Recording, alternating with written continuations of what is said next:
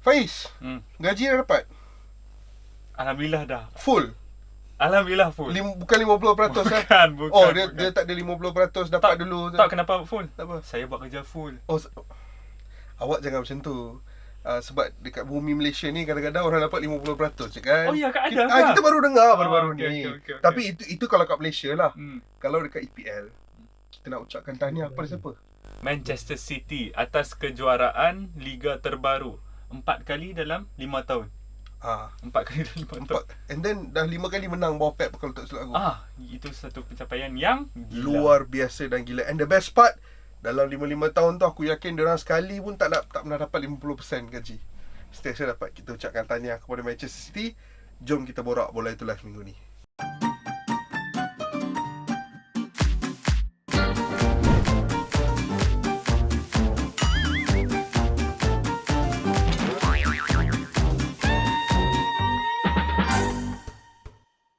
Faiz, banyak benda yang berlaku dalam konteks bola sepak Eropah. Kita dah sampai towards the tail end of the season. And banyak drama-drama yang sedang berlaku di serata Liga Eropah. Bundesliga ada drama yang tersendiri. La Liga juga ada drama yang tersendiri. Kemudiannya Serie A, perebutan slot top 4 tu masih lagi terbuka. Pada waktu yang sama, Premier League pun ada drama dia sendiri. Tapi khususnya minggu ini, Faiz, apa ejen Permang hang? Aku nak bawa kita untuk memberi sedikit tumpuan kepada bola sepak Piala Dunia bawah 20 tahun yang sedang aku ikuti sepanjang 3 hari lepas ini. Di Indonesia ke? Tidak sama sekali. Bukan. Jangan cuba. Aku lupa. Memancing saya, jangan aku cuba. Aku lupa. Jangan dah cuba cancel. Dah bukan di Indonesia. Okay. Kenapa tak jadi di Indonesia? Jangan sampai saya buka tajuk tu. Okay. Dan dia di sebuah stadium, nama dia Malvinas Argentina Stadium. Satu pasukan title favourite, iaitu France, dikejutkan. Kalau dia dikejutkan dengan wakil Eropah ataupun wakil Amerika Selatan, kita boleh faham lagi, Kish. Tapi dia dikejutkan oleh wakil Asia Korea Selatan. Bila tengok perlawanan tu, Kish, sebelum ni pun kita dah banyak kali bangga dengan pencapaian pasukan-pasukan daripada Asia yang dikatakan benua yang agak terkebelakang daripada segi pembangunan bola sepak kan. Tetapi dikepalai oleh Korea Selatan, Jepun dan juga juara junior Asia iaitu Uzbekistan. Aku rasa kali ini Piala Dunia bawah 20 pasukan Asia hampir setara dengan pasukan-pasukan lain lagi. Dah hampir tak ada beza. Tuan rumah Argentina menang dengan Uzbek pun 2-1. Agak struggling untuk mereka lawan dengan Uzbek pada masa tu. Wakil Asia yang lagi satu, Jepun, menang dengan Senegal 1-0. Dan wakil Asia yang satu lagi menang dengan title favourite 2-1. Dan daripada perlawanan itu, apa yang aku belajar? Mungkin apa yang kita angan-angankan sebelum ni untuk Jepun dan Korea Selatan terutamanya bersaing dengan lebih rapat dengan their European counterparts. Masa tu dah tak terlalu lama daripada sekarang, guys. Dulu kita ingat kan mungkin 20 tahun lagi ataupun 30 tahun lagi apa. Mungkin as soon as the next 2 edition of World Cup, kita dah boleh nampak dah sebenarnya yang pasukan-pasukan ni akan menjadi the real contender. Dan aku nak ucapkan sebesar-besar tahniah kepada pasukan Korea Selatan yang juga di mana pasukan senior mereka akan menentang pasukan senior kita nanti di Asian Cup kan. Harapnya ini tak jadi tonik tambahan buat mereka lah. Dalam tim Korea ni siapa yang paling impresif so far? Kapten dia Lee Sung-won. Lee Sung-won sebagai seorang kapten. Itu permainan dia mirip dengan midfielder squad senior Korea Selatan. Kalau hang ingat di Piala Dunia, Hwang In-bom. Yang bermain di Liga Greek. Yang main di Greek tu. Yang pernah main kat MLS tu. Pernah main kat MLS. Vancouver Whitecaps. Okay.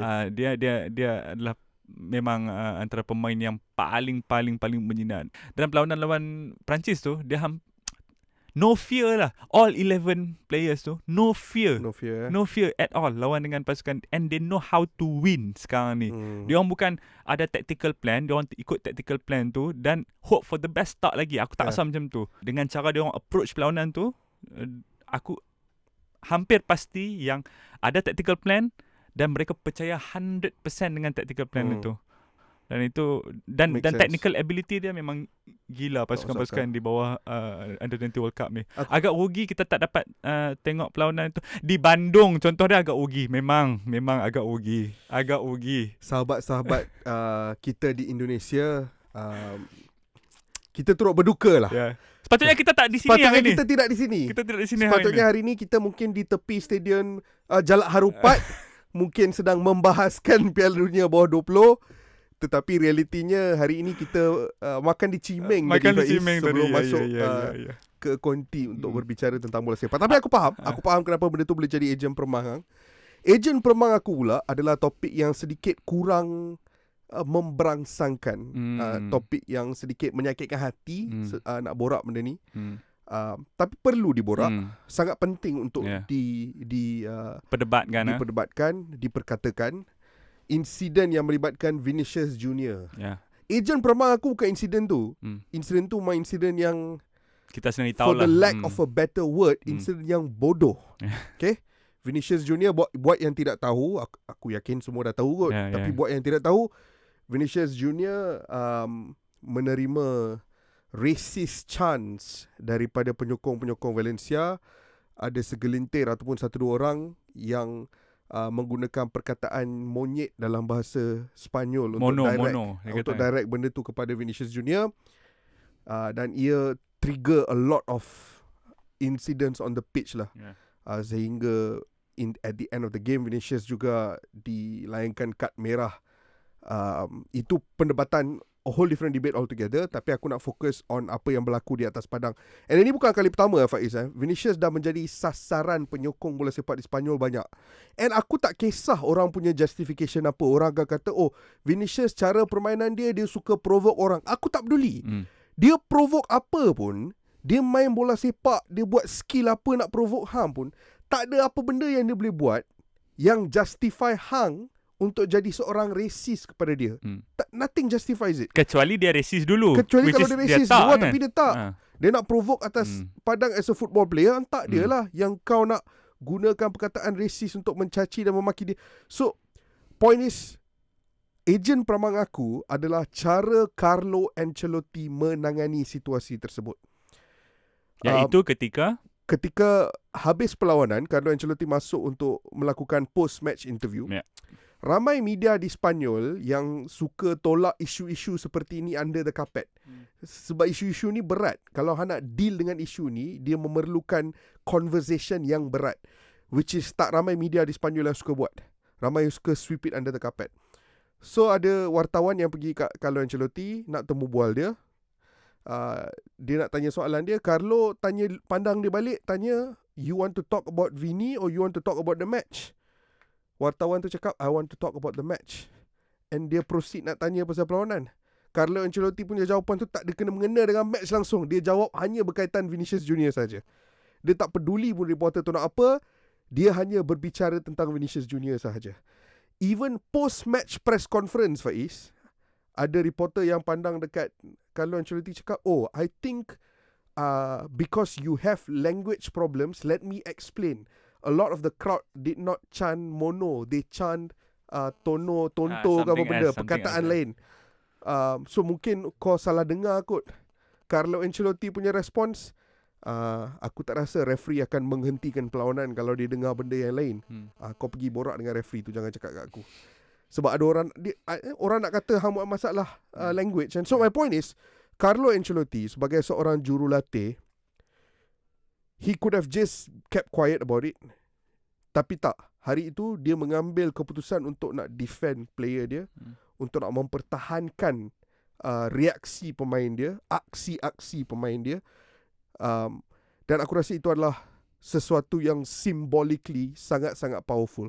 Menghantar satu message yang cukup besar, bahawa bola sepak memang bola sepak, dan dalam bola sepak sentiasa akan ada a bit of tribalism yang melibatkan penyokong. Tetapi tribalism itu tidak boleh melangkaui batas-batas yang tertentu. Salah satunya adalah hang tak boleh terlalu taksub dengan pasukan hang. Ketaksuban itu tidak boleh melihat hang mengeluarkan kata-kata yang racist atas dasar menyokong pasukan hang. Tak boleh. It's unacceptable.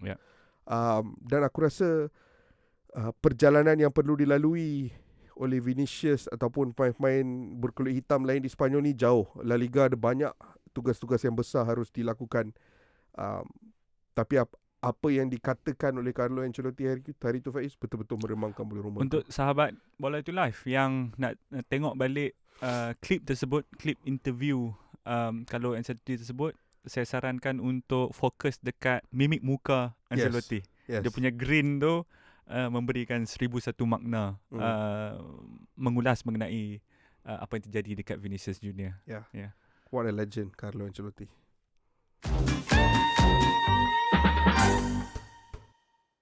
Kish, menuju ke minggu perlawanan terakhir Premier League.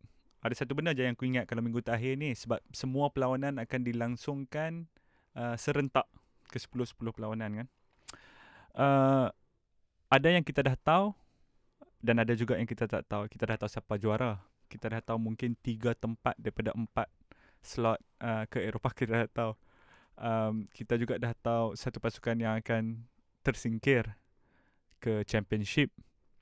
Masih lagi ada beberapa persoalan, tetapi kita anggap saja 70% dah selesai dah. 70% selesai dah. Setiap persoalan tu dah terjawab. Jadi eloklah ataupun moleklah kiranya kalau kita mula untuk menyimpulkan apa yang terjadi di Premier League musim 22-23. Premier League only tak termasuk Liga Azerbaijan, tak termasuk. Tak termasuk di Liga Burkina Faso juga tidak termasuk. Tak termasuk. Jadi kita akan membariskan beberapa kategori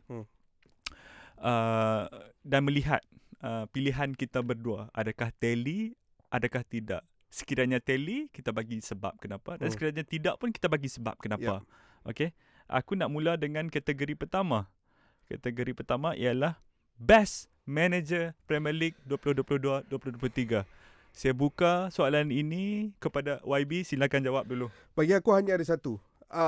Ini adalah musim di mana dari segi calon mungkin ada banyak, tapi pilihan aku hanya ada satu, Eddie Howe.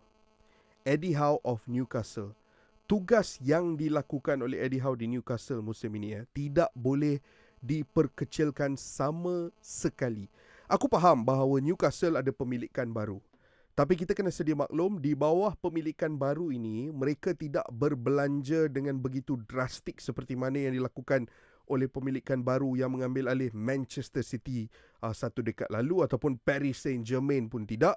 Ini adalah pemilikan baru yang memberikan ruang pernafasan kepada cara mereka membina skuad. Dan Eddie Howe, cara dia menambah baikkan skuad ini dengan kemasukan nama-nama seperti Bruno Guimaraes pada mid-season tahun lepas, kemasukan nama-nama lain seperti Sven Botman, Kieran Trippier, Dan Burn, Matt Target, and most importantly, cara Eddie Howe memastikan corak permainan Newcastle ini berubah secara drastik dalam tempoh masa yang singkat untuk mengembalikan mereka ke pentas Liga juara-juara Eropah. It's extraordinary, Faiz. Han tahu tak? Ketika musim sebelum Eddie Howe tiba di Newcastle, Newcastle adalah pasukan dengan PPDA number yang tertinggi di Liga Perdana Inggeris. Bermakna pressing intensity mereka adalah yang terendah. Nombor 20 diorang punya intensity pressing di bawah Steve Bruce. Sekarang ini diorang adalah pasukan kedua ataupun ketiga terbaik di Liga Perdana Inggeris in terms of pressing intensity. And majority of the squad is still the same. Alan Saint-Maximin is still the same. Callum Wilson masih ada di situ. Sean Longstaff tiba-tiba dah jadi an incredible midfield player di bahagian tengah. Dan kemudiannya ada Fabian Schär, the same player. Dan Burn bukannya Ballon d'Or winner, datang daripada Brighton sahaja. Kieran Trippier has been phenomenal. So, penambahbaikan tu ada, tetapi yang aku lebih tertarik dan yang aku lebih nak beri kredit kepada Eddie Howe adalah apa yang dilakukan dengan existing group of players yang sedia ada. Penambahbaikan kepada pemain-pemain yang sedia ada. And for that reason alone, untuk melihat Newcastle kembali ke UCL selepas hampir 20 lebih tahun, hands down, extraordinary achievement. Bagi aku, Eddie Howe, manager of the season. Manager of the season Okay, mungkin aku boleh agree dengan pemilihan Eddie Howe sebab hang tak akan ada ruang untuk menyangkal apa-apa yang hang cakap tadi. Itu memang the absolute truth. Sepanjang 38 senang, bukan senang, lebih mudah untuk kita menyimpulkan perkara di Premier League sebab dia spanning across 38 matches. Kalau Champions League mungkin susah sikit sebab hang bergantung pada luck juga, faktor nasib tu agak besar kan. Mungkin kita punya pilihan lain, ada Unai Emery. Ketika dia datang, Steven Gerrard membawa pasukan hanya 4 mata di atas zon penyingkiran, dan selepas itu tiba-tiba in contention for European place. Roberto De Zerbi, pakar dalam menangani lawan-lawan yang besar daripada dia. Thomas Frank, yes. Semua orang ketika mula liga musim ini beranggapan bahawa mungkin ini adalah satu relegation battle yang akan dilalui oleh Brentford. Tapi tengok-tengok opening game dia dah bantai Man United. Jangan sebut perlawanan tu. Kita perlu trauma. Jersey hijau, yang saya sebut jersey hijau, lawan masa tu pakai jersey hijau. Erik ten Hag juga mendapatkan satu piala di musim pertama di klub yang ada sumpahan tertentu klub tersebut. Kalau pilihan peribadi yang siapa? Unai Emery. Unai Emery. 4 minggu lepas kot, sebelum perlawanan menentang apa aku dah lupa, press conference, pre-match press conference, jurnalis tanya, sekarang ni mathematically kalau hang terus dengan persembahan ni, hang ada chance untuk ke Champions League. Dia kata, dia mudah, dia senyum, dia kata no, that's a long way to go. Lepas tu tanya pula John McGinn kata, we have to win all the matches. Biasalah orang Scottish kan ada sense of humour dia sikit kan. But incredible. Dia sama macam Eddie Howe, player yang sama tapi cara dia menangani dan improve player individually. Oli Watkins, nama winger dia daripada Jamaica, Leon Bailey tiba-tiba bawah Lampard. Tengok body language dia bawah Gerrard dengan body language dia bawah Unai Emery lain. Even centre back dia, apa nama dia? Konsa dengan Tyrone Mings bawa Lampard tu orang nak maki. John McGinn sendiri. Dan juga yang paling aku suka di bawah Unai Emery adalah Douglas Luiz. Yes. Douglas Luiz completely change the team. Defensive midfielder yang terbaik. Okay. So pilihan hang Unai Emery. Good shot. Kita ke kategori kedua, di mana mungkin boleh dikatakan kategori terpenting dalam list kita ni, iaitu best player. Adakah anda nak saya mulakan dengan best player saya sendiri? Anda mula dulu. Pilihan anda sendiri. Pilihan saya sebagai best player of Premier League 2022-2023 ialah Rodri daripada Manchester City. Kenapa Faiz? Satu, sebab saya sukakan perbezaan kan. Saya tak suka sama dengan orang. Tapi aku faham kalau Premier League nak anugerahkan ini kepada Erling Haaland. Aku faham kalau mereka nak anugerahkan ini kepada mungkin Martin Odegaard. Aku faham. They've been incredible. All season. Tetapi orang-orang macam Rodri di posisi beliau sangat sukar untuk memenangi anugerah individu macam ni. Sebab dia tak cukup goals dan dia tak cukup assist. Benda tu, baju dia pun tak in. Baju dia pun tak in. Social media pun dia tak ada. Social media pun tak penting tu. So dia tak ada PR.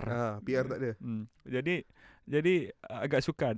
Di sinilah aku nak mengangkat dia, sebab aku tak rasa kalau Manchester City tak ada dia musim ni, aku tak rasa Manchester City boleh capai apa yang mereka capai so far.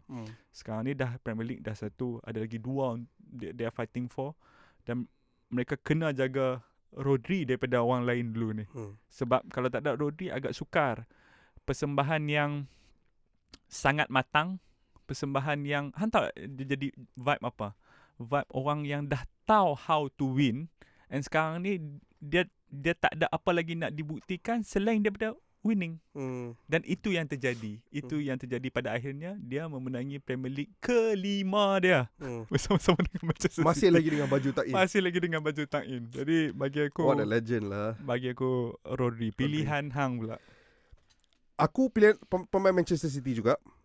Ramai yang akan memilih untuk fokus terhadap Erling Haaland ataupun Kevin De Bruyne dalam konteks, ataupun Jack Grealish dalam Ilkay Gundogan dalam konteks kejayaan mereka musim ini. Tapi bagi aku, the best player in the Premier League this season, bagi aku John Stones. Johnny Stones, the best player in the Premier League. Barnsley Beckenbauer. And I'll tell you why, Faiz. Aku cakap John Stones ni, sebelum ni kita pernah borak pasal benda ni. Dalam tim Manchester City ni ada 3 pemain yang aku sifatkan sebagai pemain yang memiliki IQ yang sama seperti Pep. Maknanya diorang boleh jadi Pep punya juru cakap di atas padang untuk transmit idea dia on the pitch. Satu adalah Gundogan, lagi satu adalah Bernardo Silva, and the other one is John Stones. And tahun ini more than ever kepentingan John Stones tu menjadi lebih apparent bila nampak cara dia bertukar posisi di atas padang. Bear in mind, ini adalah musim di mana mereka kehilangan Fernandinho, and ramai yang berdebat mengatakan bahawa Man City should have spent a lot more money on a better defensive midfielder. Yalah, diorang beli Calvin Phillips, tapi ramai yang cakap you should have gone out there and buy a better defensive midfielder dengan harga yang lebih tinggi. Tapi realitinya, selain Rodri, individu yang banyak support Rodri di kawasan tengah tahun ni adalah John Stones. Towards the tail end of the season, nampak sistem Man City berubah to the point yang mana Akanji, Nathan Ake dan Kyle Walker yang main kat belakang. John Stones tu dah seolah-olah masuk ke posisi nombor 8. And dia main box to box, but at the same time dia ada kebijaksanaan bola sepak, pemahaman ideologi Pep Guardiola untuk dia drop in ke posisi centre back bila dia perlu untuk membantu first phase of build up, untuk membantu defensive transitions. So segala tugas yang dilakukan oleh John Stones musim ini, Faiz, aku rasa adalah tunjang di sebalik kebangkitan mereka selepas Piala Dunia. Dan aku rasa peranan dia dalam pasukan Man City ni adalah antara peranan yang paling underrated. And underrated kenapa? Sebab posisi dia. The same with Rodri. It's not the fanciest position. Tak ada siapa yang akan puji a holding midfield. Tak ada siapa yang akan puji pemain yang fleksibel centre back dan holding midfield. Tak ada. Utility man tak ada siapa. Orang akan puji chance creator, goal scorer, Starboy, orang akan puji Starboy. So bagi aku John Stones lah. Hands down has been the best player in the Premier League. Untuk menyokong pilihan Hang, aku nak bagi satu fakta dekat Hang. Beberapa hari lalu aku tengok fakta ni. Dengan bola, John Stones meluangkan lebih masa di Real Madrid punya half berbanding Manchester City punya half ketika separuh akhir kedua di Etihad hari tu.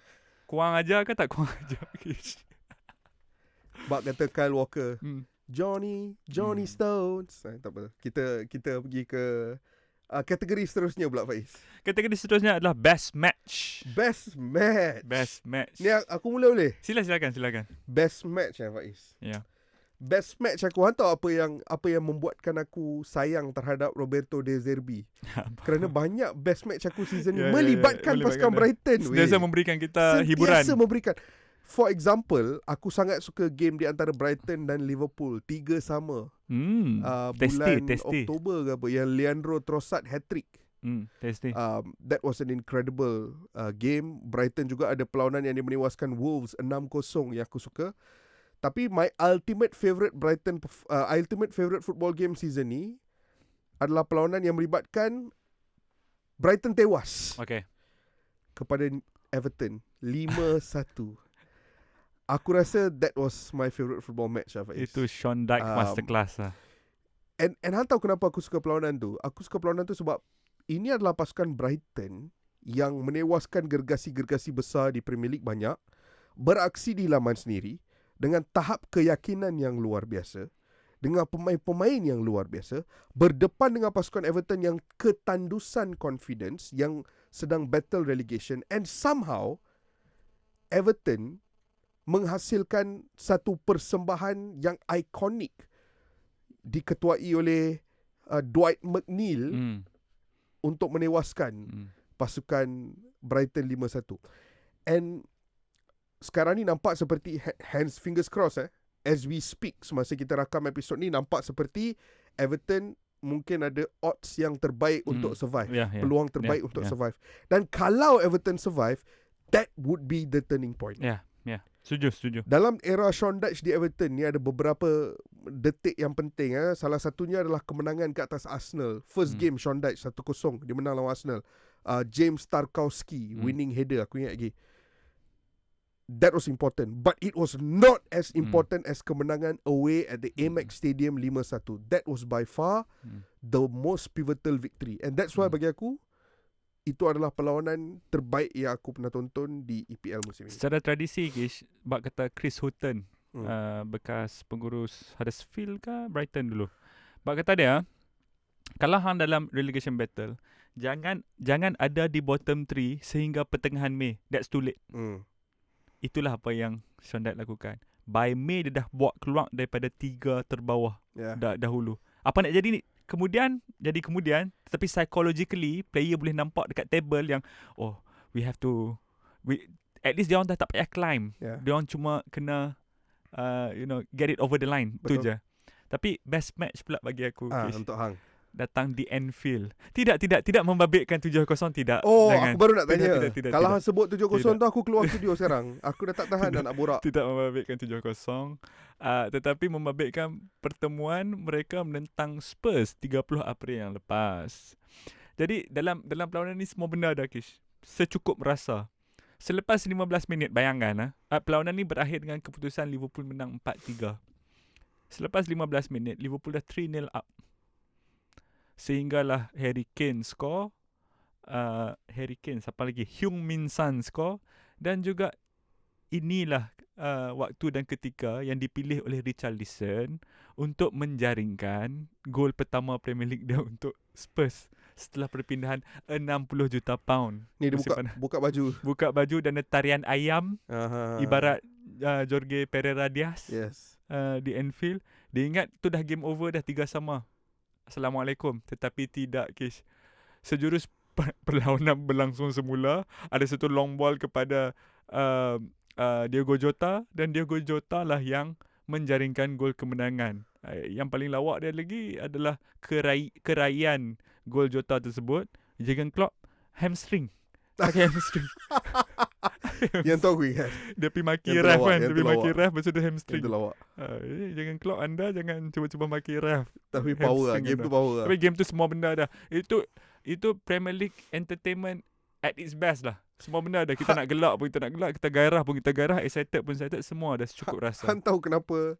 Han tahu kan ada rumor yang diorang kata Martin Tyler, komentator tu. Kata Martin Tyler tu kan fan Man United. Kan bila dia celebrate goal Anthony Martial dulu, ingat tak? Martial kan? Dia commentate game ni tau. Kalau perasan, Han tengok commentary dia gol Diogo Jota tu. Macam tak ada perasaan bodoh. Kalau neutral comment, kalau Peter Drury buat game tu, Diogo Jota score winning goal, dah meletup, dah jadi satu puisi dah. Dia punya line. Tapi Martin Tyler macam tak peduli. Adakah Martin Tyler sebahagian daripada abang dulu? Tak ada. Okay. Saya tak tahu apa-apa yang anda cakap kan. Kategori seterusnya, Pak. Kategori seterusnya adalah best goal. Best goal. Okay, bagi aku ada satu yang stand out dalam otak aku. Miguel Almiron untuk Newcastle menentang Fulham. Yang bola tu sampai acute angle tu, first touch tu dia volley. Okay. Aku ingat. First touch tu dia volley masuk. Yeah. Aku suka gol tu for 3 reasons. Satu is the goal itself, absolutely incredible daripada angle seperti itu, luar biasa. Yang kedua, aku suka sebab itu adalah tempoh ketika Miguel Almiron tengah betul-betul peak of his goal scoring prowess. And Almiron ni aku rasa adalah one of the more underrated Premier League players of the last 4 years or so. Or 3 years or so. Sebab output dia tu kadang-kadang in terms of goals Han tak nampak, tapi tak boleh menafikan effort dia on the pitch. Susah nak quantify. Nak quantify impact dia tu susah. Tapi he's been a tremendous football player. So untuk dia akhirnya menerima pujian dengan rekod jaringan yang luar biasa tu, love it so much. And the last one, sebab itu adalah detik-detik di mana aku sendiri mula mempercayai bahawa Newcastle are serious. Newcastle are serious business. Itu favourite goal aku season. Almiron yang kelakar masa lawan Brighton minggu lepas. Dia boleh bergaduh dengan compatriot dia, Enciso. Pada dua-dua dia boleh parah kuat. Itulah pasal. Gol aku adalah gol Haaland menentang Southampton.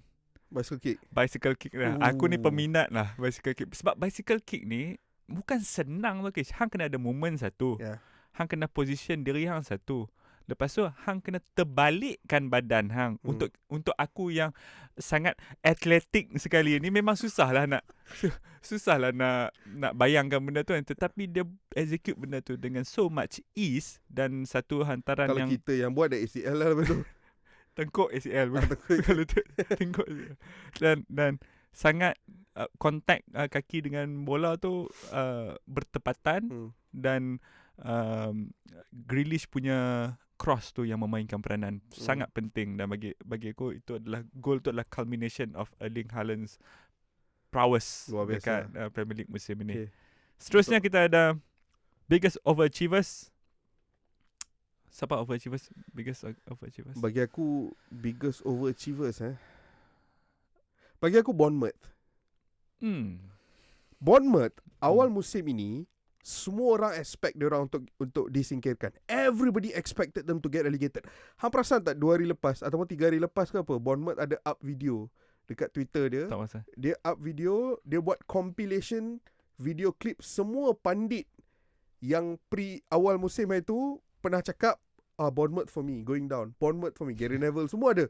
Dengan semua pandit lah, collection dengan YouTuber mana semua cakap Bournemouth going down, Bournemouth 20th, Bournemouth for me, Bournemouth for me.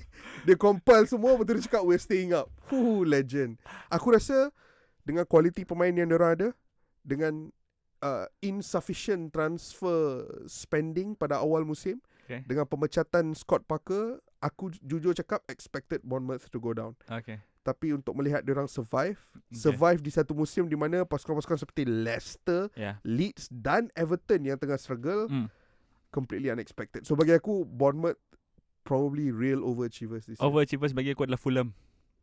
That's a good shout. Sama juga, sebelum ni kita tak bagi peluang langsung lah. Aku tengok barisan dia ada Andreas Pereira yang by the way incredible this season, incredible.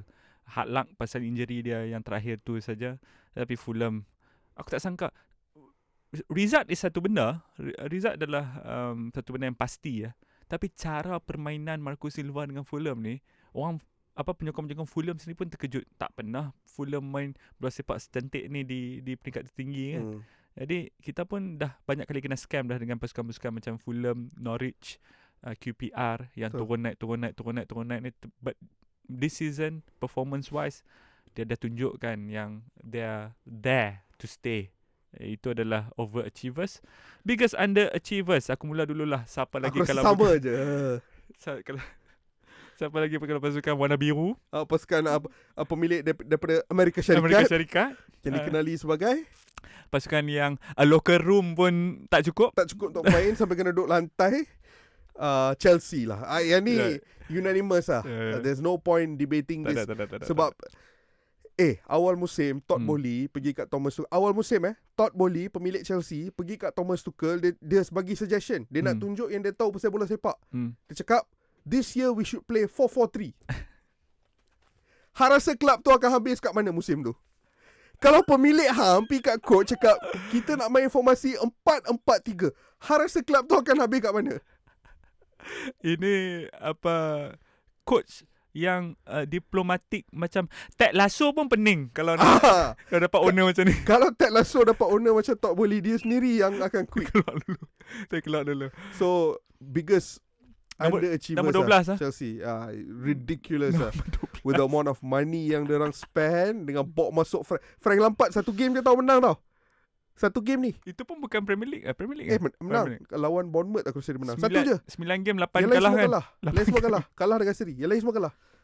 9 game 8 kalah, boleh berkawan dengan mungkin Kelantan United mungkin boleh berkawan. Mungkin boleh. Dia boleh dapatkan aku rasa dia boleh cuba switch kot. Aubameyang switch ke Kelantan United, dia dapatkan Mario Sifu. Tak payah. Wan Kapet hantar ke sana. Hantar ke Chelsea. Okay. Tak boleh sebab Wan Kapet tak boleh main formasi 4-4-3. Dah lepas. Formasi tu lain. Okay, kita move on to the next one.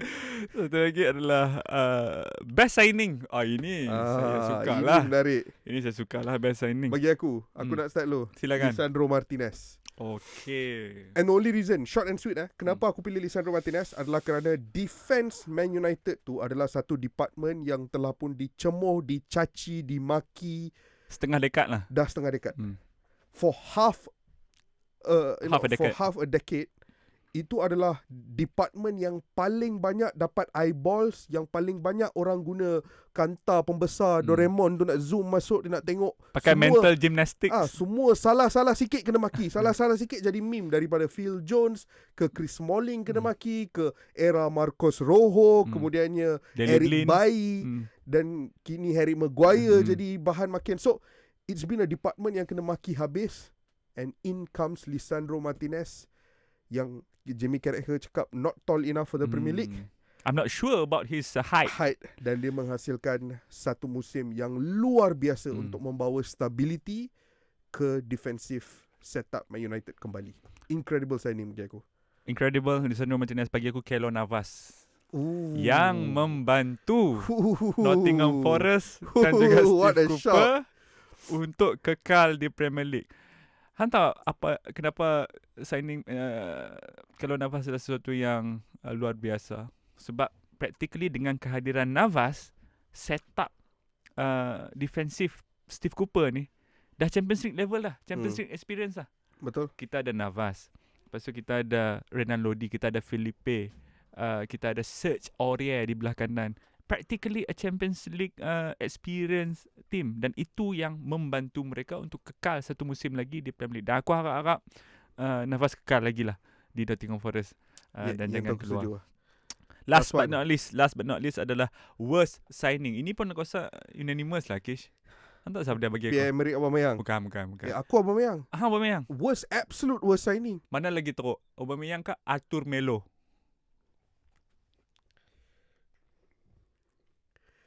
Aku tak tahu nak pilih mana lah yang tu. Anda di rumah sendiri boleh pilih which has been the worst signing, Pierre-Emerick Aubameyang ataupun Arthur Melo. Kita tinggalkan di situ saja lah. Ya.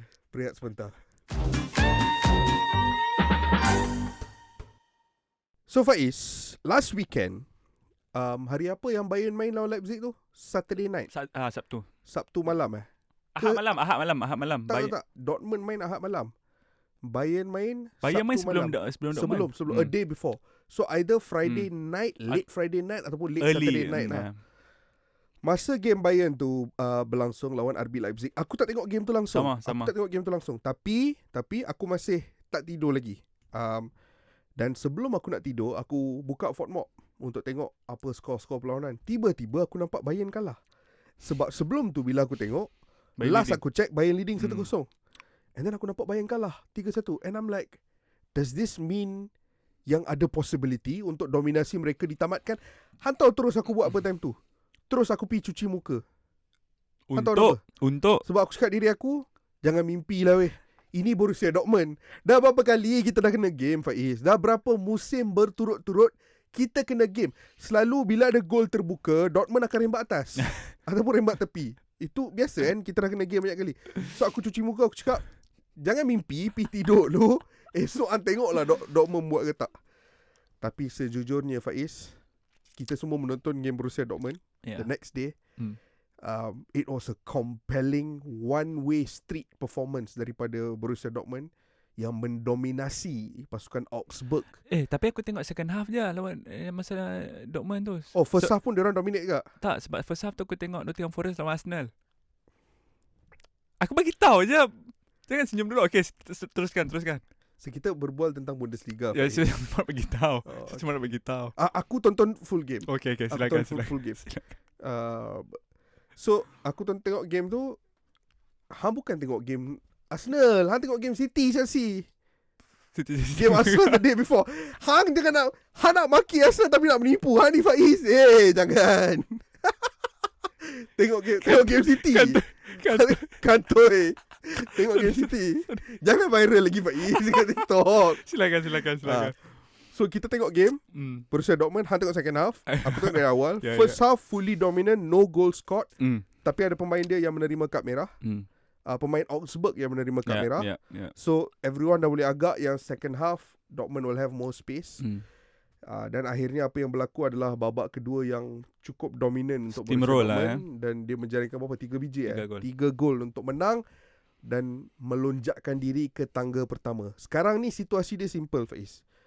Kedua-dua pasukan dah main 33 perlawanan. Borussia Dortmund memiliki kelebihan. Aku nak check exactly Silakan. berapa kelebihan yang dimiliki oleh Borussia Dortmund, kerana kelebihan tersebut sangat penting dalam konteks mereka nak memburu kejuaraan Liga. Aku rasa kelebihan tu dalam 2 mata. Yes, 70 points. Borussia Dortmund 70 mata, Bayern Munich 68 points. Yes.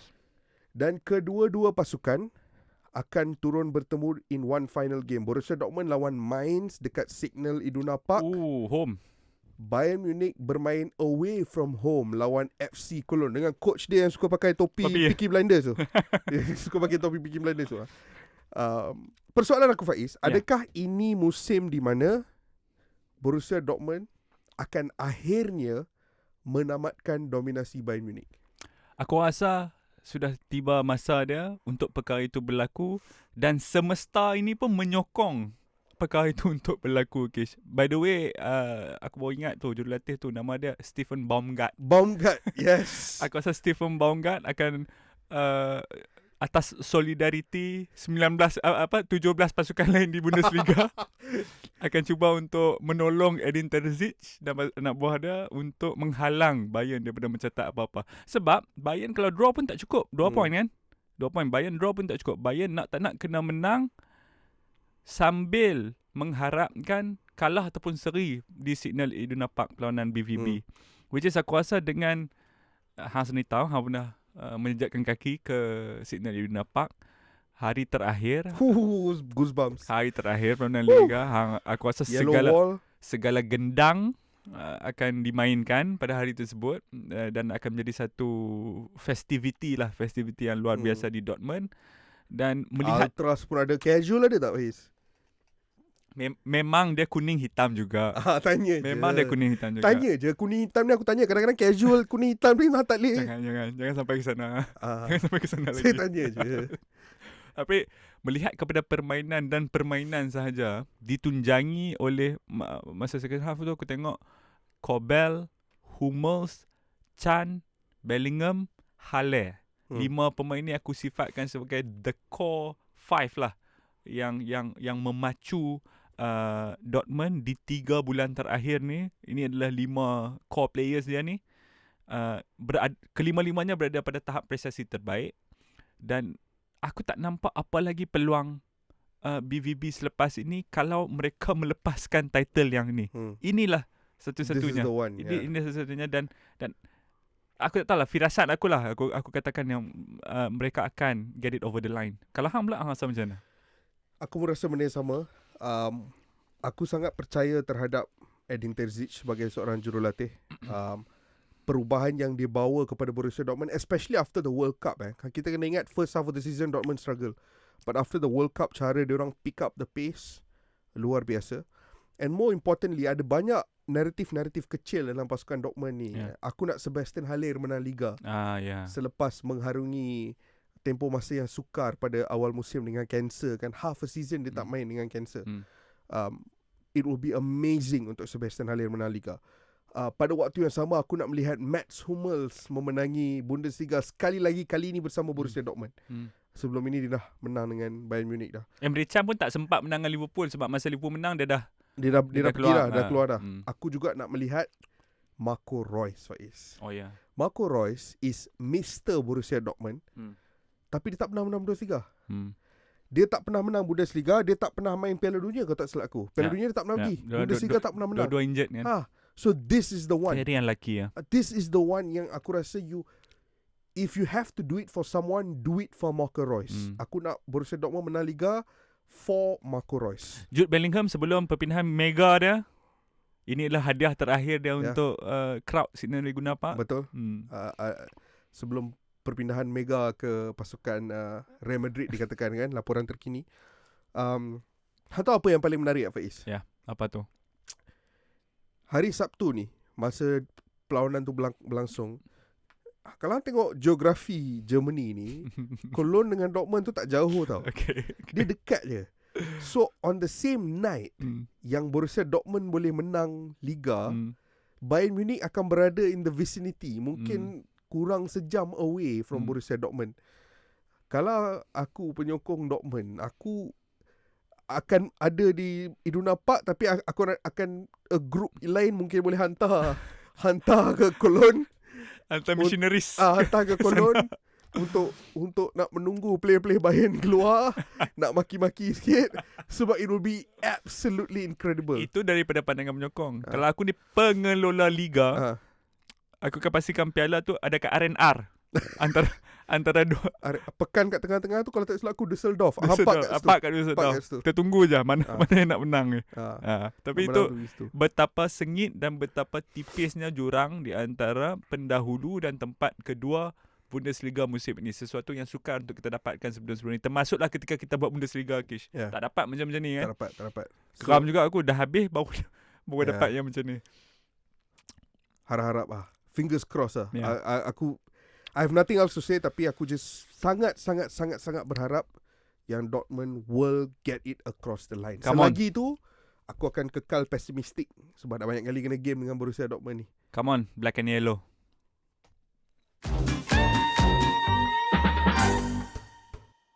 Faiz, aku ada satu berita yang memberangsangkan untuk nak berkongsi dengan hang, tapi aku rasa hang dah tahu dah. Apa tu? Bukan Piala Dunia bawah 20 yang tu masih tak kembali ke Indonesia. Dia masih lagi kekal. Dia kalau tak ada di Indonesia, tapi dia pindah pergi negara-negara yang berdekatan, okey lagi lah. Ini dia pindah pergi Argentina. Sorry lah, hang tak boleh tengok. Hang masih kena bangun celah-celah pagi. 8.30 pagi. 8.30 pagi kalau nak menonton game. Tapi berita yang aku nak kongsikan ataupun hang sendiri dah tahu dah adalah Argentina akan turun beraksi di bumi Indonesia pada bulan Jun nanti. Ramai yang dah DM. Penonton-penonton dari Indonesia yang duk DM bahaskan perlawanan ini. Kalau aku ada seorang tadi DM, bang, adakah anda akan hadir? Itu kita kena kira lain. Kita kena tengok kalau boleh dapat tiket, mungkin saya dan Faiz nak turun lah. Tapi sebenarnya memang plan kita kalau boleh nak pergi lah. Even kalau tak dapat tiket, at least kalau boleh duduk tengok game kat situ bersama di warteg teman-teman, bersama kawan-kawan, bersama teman-teman di Indonesia, best kan tu. Boleh. Boleh dibicarakan plan tersebut. Mungkin kita adakah anda berharap bos tengok episod ni? Bos mana? Bos kita? Untuk meluluskan. Boleh. Bos kita saya berharap tengok juga. Tapi sekiranya itu tidak diluluskan, saya rasa kita luluskan sendiri sahaja untuk kita pergi ke kelulusan bumi Indonesia. Kelulusan individu. Saya banyak yang saya rindu tentang Jakarta ni untuk nak minum. Bukan teh botol saja, banyak lagi yang saya rindu. Minuman yang saya rindu nak minum di Jakarta. So mungkin tiba masa untuk kita pergi. Tapi this game, Faiz, ini adalah satu pengalaman yang luar biasa buat penonton bola sepak di Indonesia. Aku tahu it's a friendly game and pasukan Argentina akan diorang tak adalah akan main dengan semangat macam dia main lawan France dalam World Cup final tu, tak adalah. Tapi kalau hang seorang penyokong bola sepak di Argentina, pengalaman menonton timnas hang berdepan dengan juara dunia adalah sesuatu yang cukup luar biasa. Sampai sekarang, Faiz, mana-mana manusia di Malaysia yang aku jumpa yang sempat pergi tengok game Brazil lawan Malaysia sebelum Piala Dunia 2002 tu, sampai sekarang diorang pegang memori itu sebagai antara memori termanis dalam kerjaya mereka. Ahmad Syarul Azhar, Kapten Perak yang dah banyak buat benda dalam hidup dia dah menang banyak piala. Tapi masa aku jumpa dia, benda yang buatkan dia punya sense of excitement sebagai seorang kanak-kanak melonjak tu is bila dia borak pengalaman dia main lawan Rivaldo. Sampai lepas game dia swap jersey dengan Rivaldo, and dia simpan jersey Rivaldo tu sampai sekarang. Fun fact, aku pernah dengar cerita masa lawan Manchester United, masa Malaysia lawan Manchester United, dia kan kapten. Dia beritahu kat anak-anak buah, siapa pun tak boleh tukar baju dengan Beckham. Dia tukar baju. Legend. What a legend. Tapi ya, Kish, dia akan jadi satu lasting memory untuk contoh dia, kalau siapa yang pi tengok di Jakarta itu, contoh dia kalau umur dia 12 tahun ke 15 tahun ke, benda tu nanti dia umur 42 ke 45 pun dia akan cerita dekat anak-anak dia pula kan. Jadi dia akan jadi satu benda yang satu kisah yang akan dihantar daripada generasi ke generasi. Aku faham benda tu.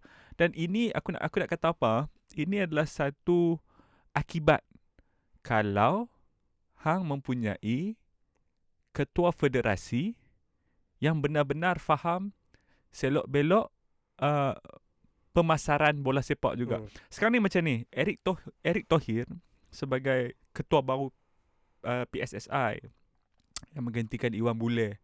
Aku rasa dalam 3 bulan lepas lah. Dia masuk je jadi ketua, dah ada bencana. Bencana dia adalah kegagalan Indonesia untuk menganjurkan Piala Dunia bawah 20. Macam hang baru step into the job, hang dah ada satu bencana besar ni, dan hang akan dikritik atas kesalahan yang bukan hang sebenarnya lakukan. Yang best dia daripada Eric Thohir ni yang aku tengok dibantu juga oleh Pak Presiden Jokowi adalah dia terus ubah diri dia daripada seorang hanya ketua federasi kepada seorang salesman juga. Sekarang ni dia cakap kat Gianni Infantino dan juga siapalah yang bertanggungjawab di FIFA sana. Mungkin Infantino lah orang paling besar kan. Dia akan pergi kat FA Argentina juga. FA Argentina juga. Sekarang ni kita dah bersedia, dah ada bajet besar apa semua yang dah berlanjutan persiapan kita apa semua terkubur macam tu saja. At least bagi kami satu benda dan kami tak usaha kami tak kosong macam tu saja. Dan dengan itulah mereka dapat satu friendly dengan juara dunia. Which aku rasa kalau hang sebagai ketua federasi yang tak boleh bertindak sebagai pengurus pemasaran federasi hang tak boleh jadi salesman untuk federation hang takkan dapat ni benda-benda macam ni. Dan orang pun takkan respect hang. Disebabkan hang adalah seorang bekas menteri yang tahu selok-belok pemasaran, yang tahu selok-belok bola sepak, apa yang penyokong bola sepak Indonesia mahukan. Dan sekarang ni kita mungkin akan melihat for the first time Lionel Messi, arguably the best human being to touch football ever, akan main di rantau kita, Kish. Tepatnya di Jakarta nanti. Dan untuk itu aku nak puji PSSI, walaupun bencana melepaskan Piala Dunia bawah 20 ni masih lagi luka dia tu masih lagi berdarah. Tapi at least ada something to look forward to, dan aku respect benda tu untuk PSSI. Aku berharap juga bahawa perlawanan ini akan menjadi mungkin satu detik perubahan cara orang melihat Indonesia. Dia macam ni semua pemain-pemain import yang pernah datang main di Indonesia takkan kenal Indonesia sebelum tu.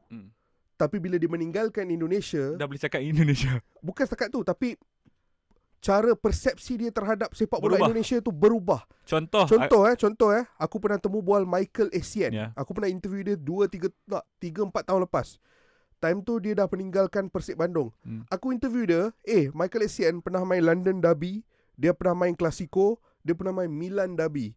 Dia cakap perlawanan paling hangat dalam hidup dia yang dia pernah main adalah Derby Persija Persib Bandung. Bukan Clasico, bukan.